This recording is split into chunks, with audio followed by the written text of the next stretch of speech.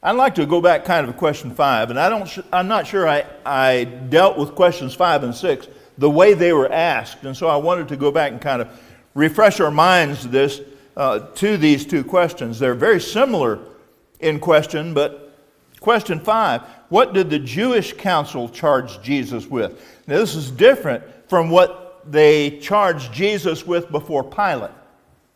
What did the Jewish council charge Jesus with? Blasphemy.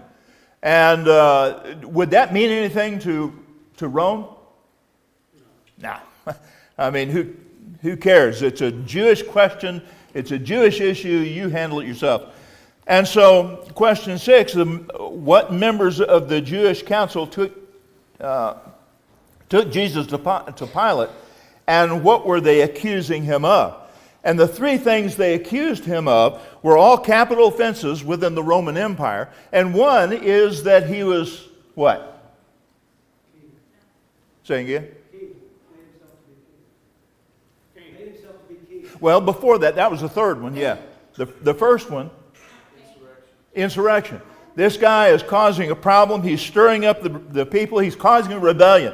And this needed to be put down by Rome. What was the second charge?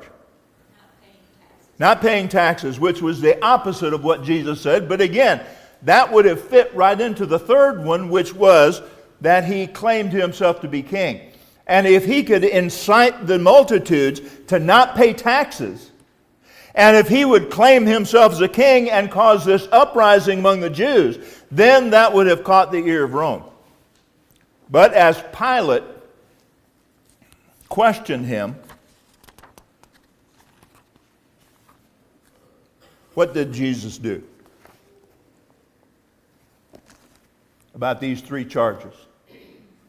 He didn't answer him anything, right? Just didn't answer him anything. And so Pilate was at a quandary. And now the Jews, when Pilate said, I find no fault in this man. These charges that you bring against him are trumped up charges. They're not, you're wasting my time. And so they then changed the charge to, what did they change the charge to? He stirs up the people all the way from Galilee to this place. So what's Pilate to do now? How is he going to, he knows Jesus is innocent. He has examined him before them and found no charges, nothing worthy of death. And so now what's he to do with this man? Galilee. Aha. Galilee. And so that leads us to question 7. Why did Pilate send Jesus to Herod? Yeah. That was Herod's jurisdiction. They had accused him of stirring up the people all the way from Galilee to this place. And so Jesus is a Galilean. All right, I have found a way out of this sticky wicket. I have found a way out of this sticky problem. I'm going to give him to Herod. It's his jurisdiction. Let him take care of it. And so, and in his mind, great. That was the best thing that could happen. Herod had jurisdiction over Galilee, and so to Herod he would go.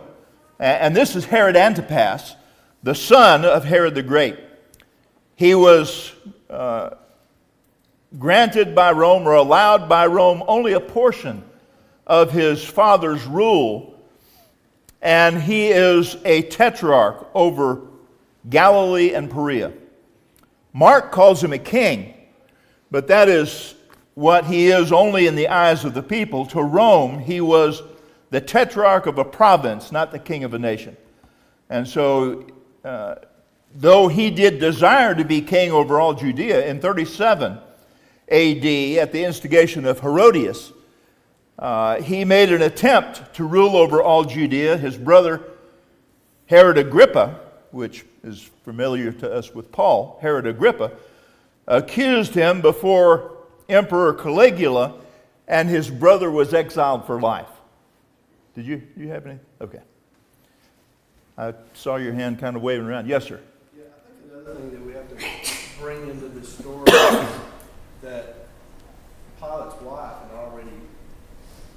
said something to him about a dream that he had. Yeah. So now Pilate, I'm sure he's having a personal qualm within himself what to do with this man, because now his wife's already warned him, you better not have anything, you better watch yourself with this guy. Yeah. So he's trying to find a way out because he don't want to have to deal with that. Yeah. And so Herod was the perfect solution, and Herod was glad to examine Jesus. He had, it says, for a long time heard about him. And certainly this would have been the case, because it had the 3.5 years of Jesus been done kind of in a corner in a little place in Galilee and nowhere else? No, I mean, this was something, as they were accusing him of, he has caused and stirred up the people all the way from Galilee to this place. That was true. He had stirred up the people, but not against Rome. Who had he stirred up the people against? The religious elite, the religious leaders. And so they had to get rid of him. Herod was glad to take him, and he questioned Jesus at length, but again, Jesus made his famous plea of silence, right? Nothing to answer to Herod's charges or to Herod's questions. He didn't perform any miracles as Herod had hoped he would. And so the chief priests and the scribes, as they were before Herod, were vehemently accusing him as he was standing trial before Herod. And he questioned him at length. And as the chief priests and the scribes were there with him and mocking him, they dressed him in using a Roman, I believe it was a Roman robe they probably dressed him in, a gorgeous robe, and sent him back to the Roman purple scarlet robe that would go to the back of the Roman soldiers, as especially the officers. And so Pilate didn't find anything to accuse him of, and sent him back to, Herod didn't find anything to accuse him of, and sent him back to Pilate. And what was the result of that relationship between Pilate and Herod? Yeah, they became friends.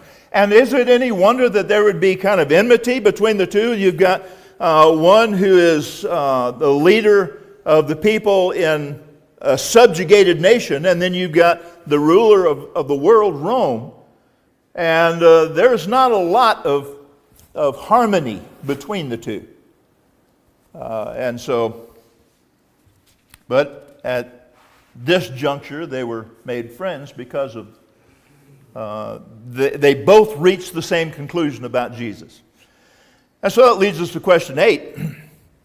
What were the circumstances that led to the release of Barabbas?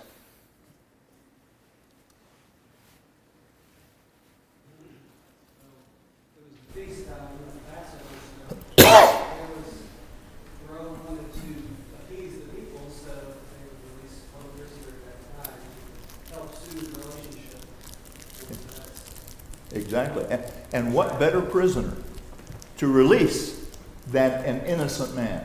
One that Herod knew, one that not only Herod knew, but Pilate knew was an innocent man.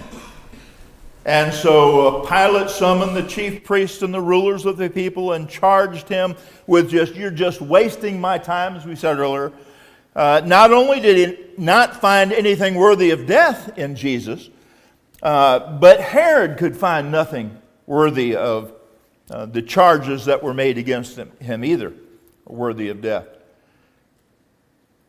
And so his judgment was going to be to punish Jesus and release him. But that presents a problem as well. Why would you punish an innocent man? Why would you? Yes, sir. I believe his idea was, I'll have Jesus scourged or punished in some way, and y'all will be satisfied, and this will just go away quietly. Yeah. Because that's really what he wanted. He just wanted this to go away. Exactly. I think he was wanting to compromise with the people. They would have lost face if Pilate had just come out well, he did say, I find nothing worthy of death, and just released him. The people would have, the religious leaders would have lost face. But if Pilate could then scourge him, if Pilate could beat him, maybe he could provide this as a compromise against the false charges that the Jews were making, the Jewish leaders were making. Yes, sir. That too, because the Roman scourging Yeah. sometimes kill people. Yeah. And so, obviously he didn't give a parameter, go scourge him. He didn't say, okay, only give him 3 licks. I mean, they could have took him in there and given him 100 licks and beat him from head to toe, and they didn't care. Yeah. And we'll get into that with what happens with Jesus at the cross. One of the things that came through, if you go back to the accusation that they made to Pilate, Pilate knew insurrectionists. Here, this Barabbas that comes up wasn't an insurrectionist. He was probably slated to die on the cross instead of Jesus.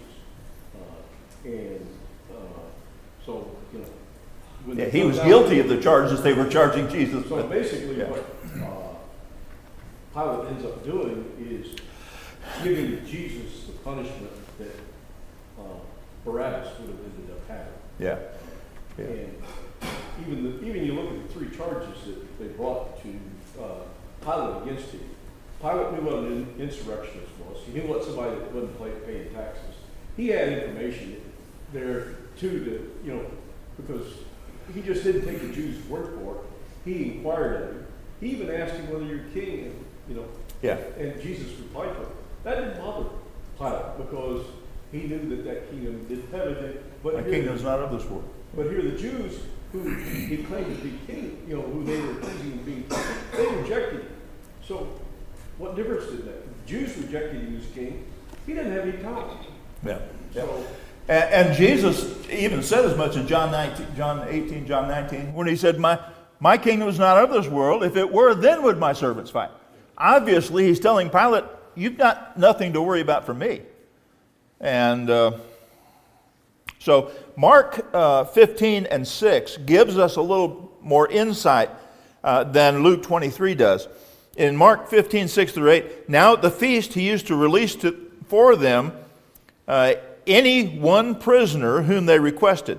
The man named Barabbas had been imprisoned with the insurrectionists who had committed murder in the insurrection. The crowd went up and began asking him to do as they had been accustomed to doing for them.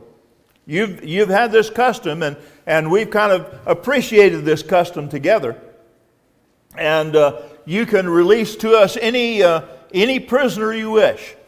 And of course, the wish of the people had to be taken into account, because if the people just had somebody forced upon them, that would cause a uprising among the people. Who constituted who constituted the crowds at this time? Jewish leaders, it's still pretty early in the morning Yeah. at this time. It's, a lot of people might not have even had breakfast yet, if you look at it. The only people there are the ones that are against Jesus. The common people aren't there. Yeah. Well, I think they're beginning to come there, though. And we would have, of course, the Jewish leaders would have been there with Pilate. But it says that the multitudes were there as well. And I don't think it's just the religious leaders, but I think the people are beginning to see what's happening. And they're beginning to express their discontent with what's happening as well. The multitudes, Jesus had won the hearts of the people.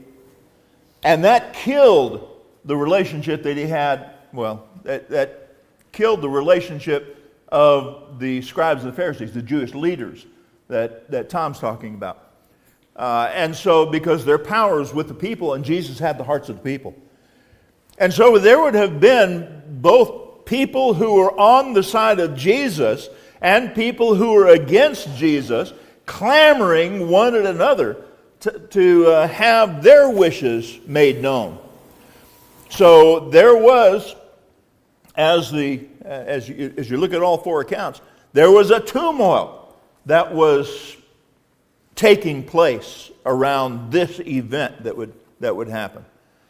And so Pilate, I think Pilate's gotten a bad rap myself. Although he's a coward, he succumbs to the will of the people. He really has to, because that's the way Rome worked. The empire wanted peace. That was the preeminent desire of the empire. Peace. You have in your jurisdiction an uprising, and what happens to the people? What happens to the leader of that jurisdiction? He's replaced. He's gone. Yeah. So to keep his job, he put job security over the life of Jesus.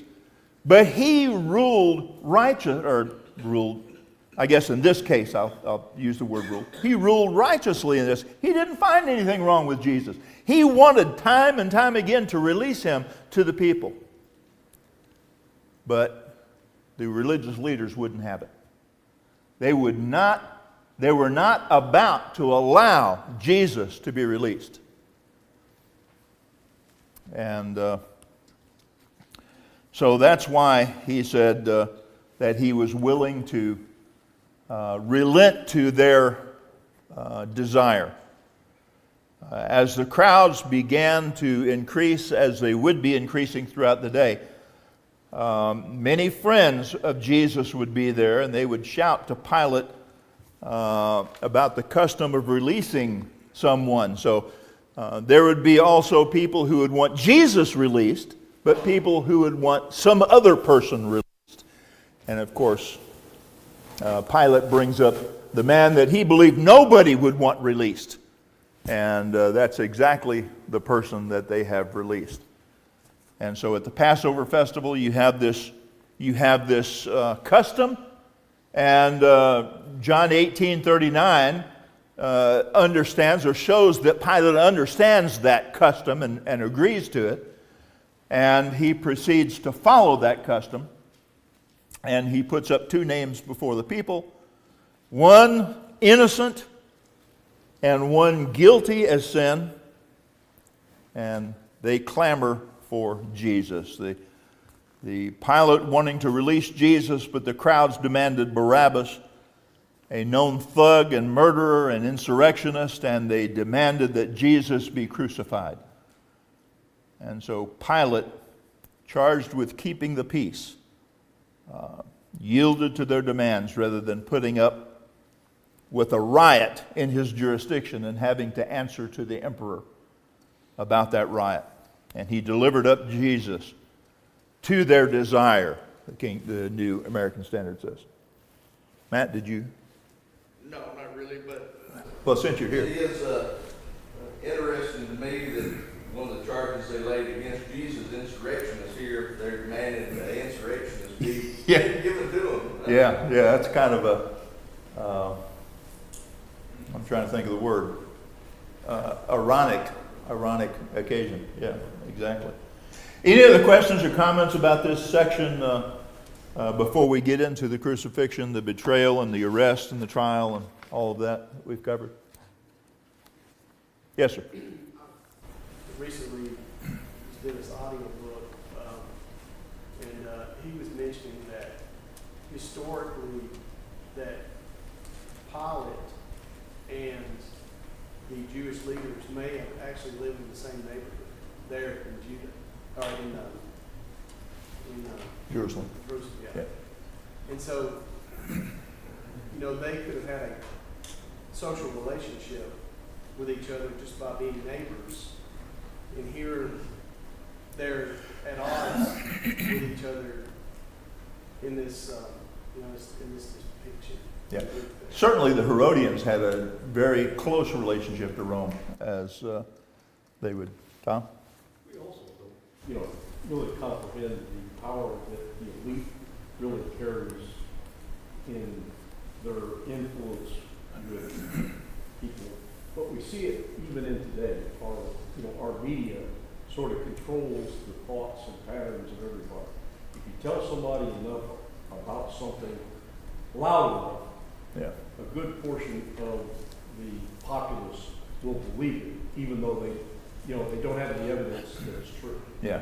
Yeah. So, and when you're in a group, the loudest people get the most attention. A very small number of people can sway a crowd to do something that the crowd normally wouldn't do on its own. Exactly. Yeah, absolutely right. Are there any Star Trek fans here? As Captain Kirk was dueling, I forgot who he was dueling, but fighting to the death. You had Leonard Nimoy and Spock over here saying, talking about what was happening to one another, and said, "For evil to prosper, good men simply need do nothing." And that's what's happening with Jesus. Although I think they're clamoring for their wishes. That's all that's happening. And evil is prevailing, and this day is theirs. Okay, verses. Yes, sir. But you know what's so ironic about this is even though evil is prevailing, this was the plan. Yeah. If this didn't occur, then we don't have Christ on the cross, and we don't have Christ dying for our sins and being resurrected. Right. We don't have remission of sins. Right. Right. And we die deservedly. Tom? Yeah, you also look back, here to Jesus' ministry. There were time and time again that people feared these Jewish leaders, and because these Jewish leaders had the ability to expel them from the synagogue and various other different religious activities and things. And many times we see where the parents of a blind man or a lame man was, they refused to answer. Well, go ask him. Yeah. They weren't going to take up because of their fear. Yeah. And even we look at Nicodemus. Nicodemus comes to Jesus during the night because he really didn't want to be, he had that fear of what his constituents would follow him by, coming out in daylight or, having this meeting with him at other time. So there was that underlying fear of the people, of the people with power. Yeah. Yeah. And even to our own day and time, we get the leaders we deserve, I'm afraid. Okay, getting into the crucifixion in verses 26 through 49. And when they led him away, they laid hold of one Simon of Cyrene coming in from the country and placed on him the cross to carry behind Jesus. And there were following him a great multitude of people and of women who were mourning and lamenting him. And Jesus turned to them and said, "Daughters of Jerusalem, stop weeping for me, but weep for yourselves and for your children. For behold, the days are coming when they will say, Blessed are the barren and the wombs that never bore and the breasts that never nursed. Then they will begin to say to the mountains, Fall on us, and to the hills, Cover us. For if they do these things in the green tree, what will happen in the dry? And two others also, who were criminals, were led away to be put to death with him. And when they had come to the place called the Skull, there they crucified him, and the criminals, one on the right side and one on the left. But Jesus was saying, Father, forgive them, for they do not know what they're doing. And they cast lots, dividing up his garments among themselves, and the people stood by looking on. Even the rulers were sneering at him, saying, He saved others, let him save himself, if this is the Christ of God, his chosen one. And of the soldiers also mocking him, coming to him, offering him sour wine, and saying, If you are the king of the Jews, save yourself. Now there were also an inscription above him, This is the King of the Jews. And one of the criminals who were hanging there were hurling abuses at him, saying, Are you not the Christ? Save yourself and us. But the other answered and rebuked him, saying, Do you not even fear God, since you are under the same sentence of condemnation? And we indeed justly, for we are receiving what we deserved for our deeds. But this man has done nothing amiss, or done nothing wrong. And he was saying, Jesus, remember me when you come into your kingdom. And he said to him, Truly, truly, I say to you, Today you will be with me in paradise. And now, it was now about the 6th hour, and darkness fell on the whole land until the 9th hour. The sun being obscured, the veil of the temple being torn in two, and Jesus crying out with a loud voice, saying, Father, into thy hands I commit my spirit. And having said this, he breathed his last. And when the centurion saw what had happened, he began praising God, saying, Certainly this man was innocent. And all the multitude who came together for this spectacle, when they observed what had happened, began to return, beating their breasts. And all his acquaintances and the women who accompanied him from Galilee were standing at a distance, seeing these things. So describe what happened on the way to Calvary. And incidentally, I don't know if you've ever talked to anybody who doesn't believe in the plan of salvation as given in the Bible, but they'll make statements like, well, you know, confession is only mentioned one time, or just a few times in the Bible, so it obviously is not necessary. Baptism is very rarely mentioned, which we're seeing in our study on Wednesday night. It's absolutely false. But how many times is Calvary mentioned in the Scriptures? This is it. This is the only time Calvary is mentioned in the Scriptures. Yet everybody believes what happened at Calvary. And so, I don't know if you've run across anybody who makes that statement, but just ask them that question. Yes, sir. One thing before we start talking about this is we need to realize where Golgotha was about a mile outside the gates. So we're talking about a man that just got beat, been up all night. He's probably very dehydrated,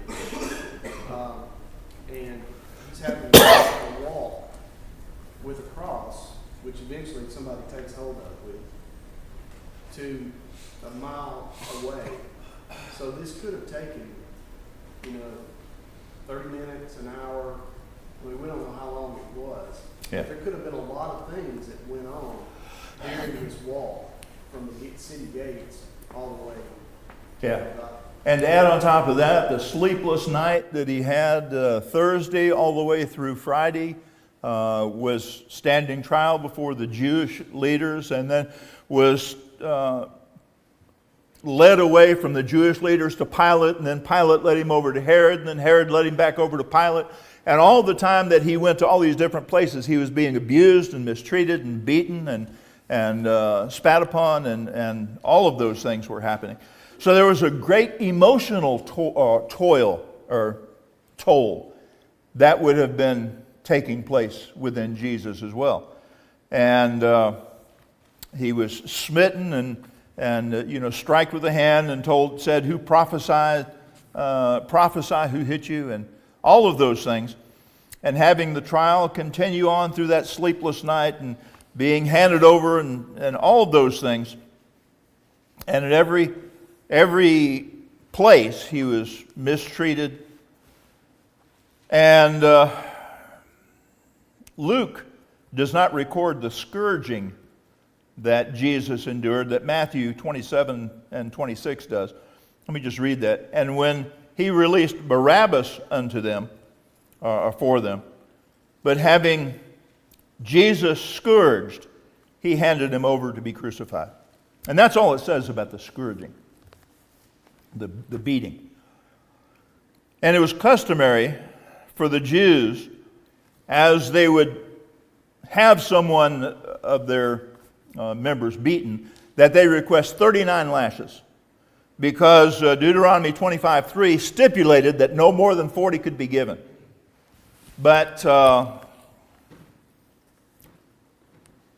that is, if the Romans were agreeable to side with Jewish wishes, which when you gin up a frenzied atmosphere, which this is, typically logic goes out the window. And the Roman scourging was typically with a cat of nine tails, with bits of broken glass and metal shards and pieces of bone and lead balls at the end of each of the lashes. And Jesus was scourged, and as this happened, his flesh would have been in ribbons upon his back and on his sides. And he would have had huge bruises from the lead balls that were hitting him with each of the strokes of the cat of nine tails. And apparently, they placed his own clothes, after they had stripped him of his clothes, apparently they had placed his own clothes back on him, because Matthew 27:28 records that they stripped him and put a scarlet robe on him. And you can imagine, after having been whipped and beaten like this, and the skin in oozing mass, and then you have your clothes put on you, and then the blood beginning to coagulate and adhere to the material of the clothes, and then you have the Roman soldiers ripping his clothes off of him to put on a scarlet robe. The rivers of pain that would have been going through his flesh, it's just unimaginable what that would be like. And they stripped Jesus of his clothes, and can you imagine the weight of this robe being on the back of someone whose back is laying in ribbons? Just the weight of that. I don't know if you've had a severe wound, but just the weight of clothes. I mean, just getting a sunburn, just getting a second-degree sunburn, and you put a shirt on, a starched shirt. Man, as a kid, I remember this anyway. That was utterly painful. Just really, to move and to have the neck, you have your neck always burnt, and to move would just kill you. But imagine the entire weight of this robe being on the back of someone whose back was minced meat, which would have been Jesus' back. That the pain would have been just, and as they twisted together a crown of thorns and placed it on his head, mocking him and saying, "Hail, King of the Jews," and they beat him over the head with the reed that they put in his right hand, mocking him with the scepter. And they stripped the scarlet robe off of him again, causing these rivers of pain to go through his body. And Jesus would have been in shock more than likely at this time. And so John 19 and verse 17 says, they took Jesus therefore, and he went out bearing his own cross to the place called the place of the skull, which is in Hebrew Gabbatha. But you have Luke saying Simon of Cyrene carried his cross. Which was it? Yes, sir.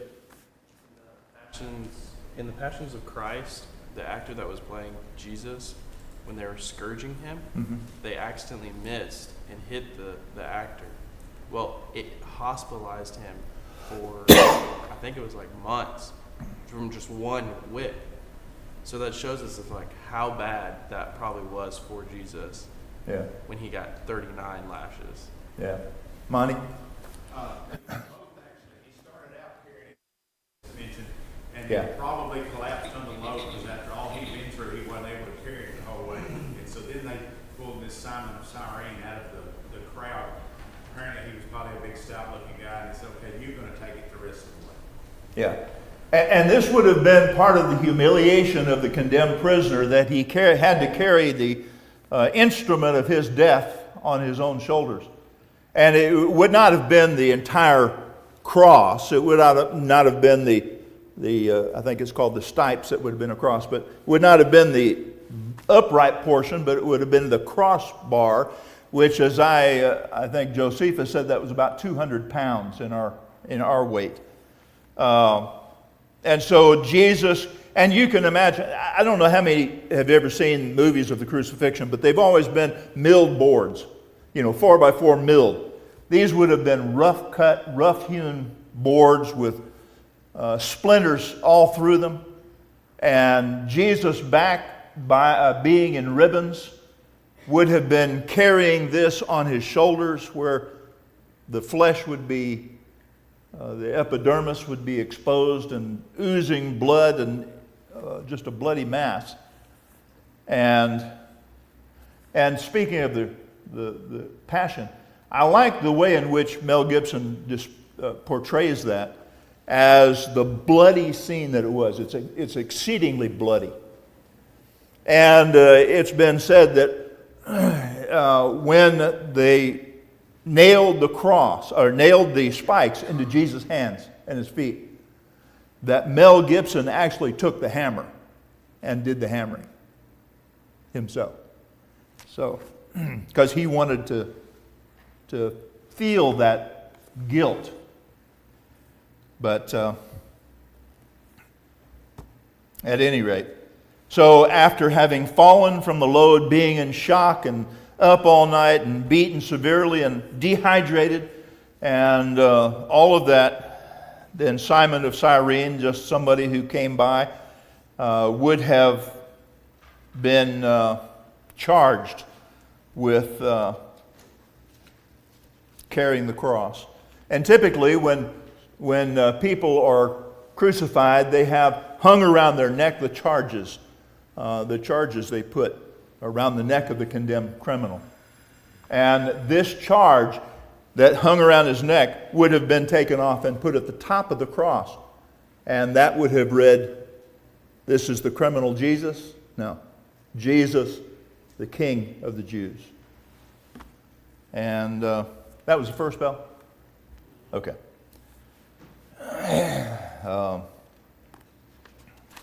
see. So they seized Simon of Cyrene to carry the cross behind him. Mark 15:22 uses the word "they brought Jesus" to the place of Golgotha. And that word "brought" means to carry or to bear up.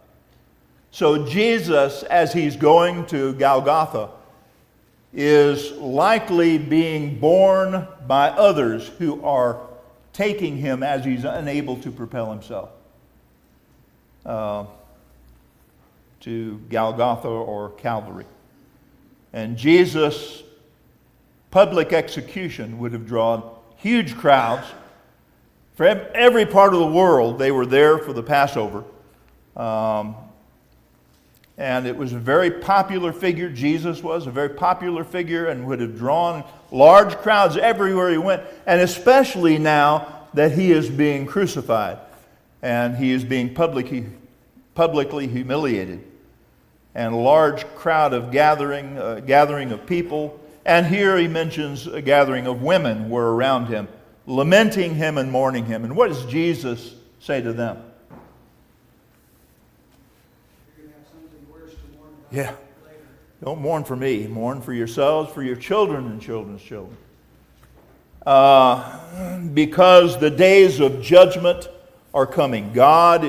Jesus is coming back in judgment of Rome, or of Jerusalem rather.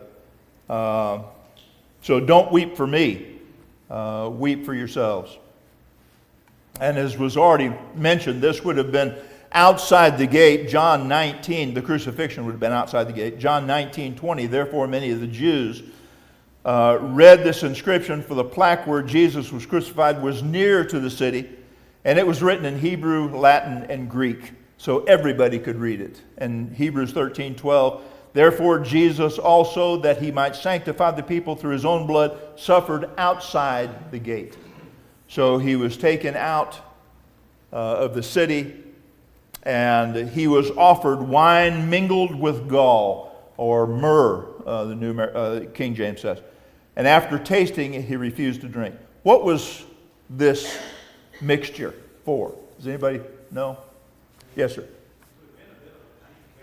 Yeah. I believe the reason, personally, that he wouldn't taste it is because he wanted to keep his wits about him, you might say, so that in order to make sure he done everything he was supposed to do. Yeah. He was not going to the cross in a half-drugged stupor. It was his Father's will that he suffer and put sin to death. And he was going to suffer. And he needed his wits about him to defeat enemies, or Satan's grip upon mankind, death. And Paul writes in 1 Corinthians 15, 55, and 56, as he's quoting from Hosea 13, 14, "O death, where is your victory? O death, where is your sting? The sting of death is sin, and the power of sin is the law." And so, as Jesus is coming and being crucified, yes, sir. So I think, and I hope I'm not jumping ahead what you're talking about. Usually people think of, when they think of the cross, they think of 3 types of crosses, and that might be something to talk about this week. They always got to think about. All right, that's our last bell. We will pick up with the crucifixion again next week as we finish question 1. We didn't get through question 1 on the crucifixion, so we'll finish that next week. Thank you for your comments and your interest in the class.